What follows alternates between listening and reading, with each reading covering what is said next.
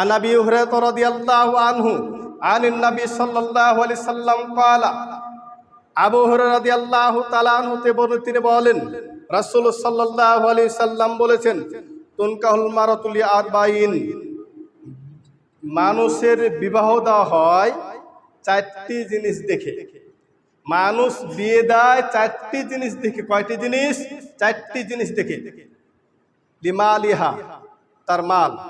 এক নম্বর, মেয়েটার মাল দেখে বিয়ে হয়, যে মেয়েটার জমি আছে কিনা আছে, জমি কান্দরে না চারাতে, জমি ডিহি না ধানের জমি, সব বিষয়গুলো নিখুঁতভাবে দেখে। যে মেয়ের বাপের জমি কয় বিঘা আছে, ছেলে কয়জন, মেয়ে কয়জন, কয় বিঘা ভাগে পাবো, সকল বিষয় অঙ্ককে ঠিক করবে, তারপরে বিয়ে ঠিক করবে।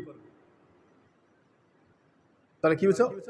মালিহা, এক নম্বর তার মাল দেখবে, যে টাকা পয়সা আছে কিনা আছে, তার বাবা কি করে, তার বাবার কতটা সম্পদ রয়েছে, ঢাকাতে বাড়ি আছে কিনা আছে, রাজশাহীতে বাড়ি আছে কিনা আছে, ভবিষ্যতে আমি রোডের পাশে জমি পাবো কিনা পাবো, এগুলো মালগুলো আগে দেখে। বলে হাসাবিহা, তারপরে দেখে বংশ পরিচয়, যে বংশ কার, উঁচু বংশ হলে নিব, ভালো বংশের মেয়ে নেব, চেয়ারম্যান বংশের মেয়ে হলে আরো ভালো, এমপি হলে আরো ভালো, তার চেয়ে আর একটু বড় হলে আরো ভালো। মানে বংশ দেখবে, বংশ দেখে দেখবে। তারপর তার বলছে জামালিহা, তার সৌন্দর্য দেখবে। 3 নম্বর কি? তার সৌন্দর্য, মেয়েটা সুন্দর কেমন। বলি দিনইহা, তারপর 4 নম্বর বলছে তার দিন দেখবে, ধর্ম, মেয়েটার দিন আছে কিনা আছে। ফাজফার বিজাতি দিন, শুনে রাখো, তুমি দিনটাকে অগ্রাধিকার দাও, দিনকে তুমি মূল্যায়ন করো, দিনদার মহিলাকে তুমি মূল্যায়ন করো।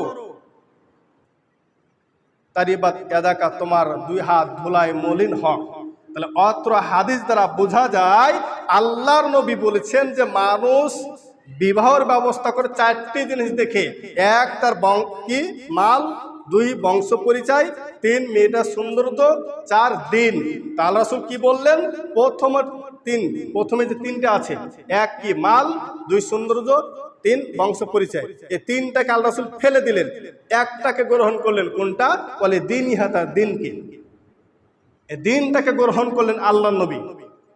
এই দিনটাকে গ্রহণ করার জন্য বললেন ফাজফার বিজাতি দিন, তুমি দিনকে অগ্রাধিকার দাও, দিনকে তুমি মূল্যায়ন করো।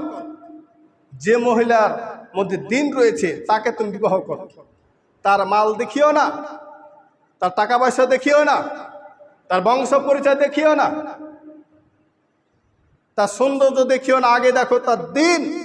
দিন যদি ঠিক থাকে তাহলে তুমি বিয়ে করো। হ্যাঁ, দিনও আছে, টাকা পয়সা, সৌন্দর্য, বংশ পরিচয় সবই ভালো আছে, আরো ভালো।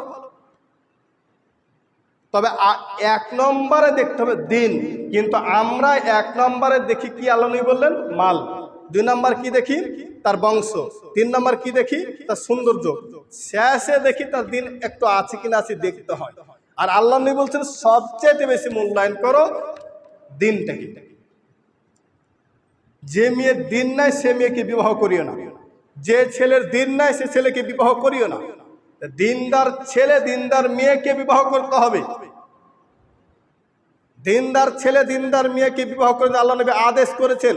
ফাজফার বিজাতি দিন, এটা আমর সেগা, আদেশ করা হয়েছে। আর আমরা কি করি?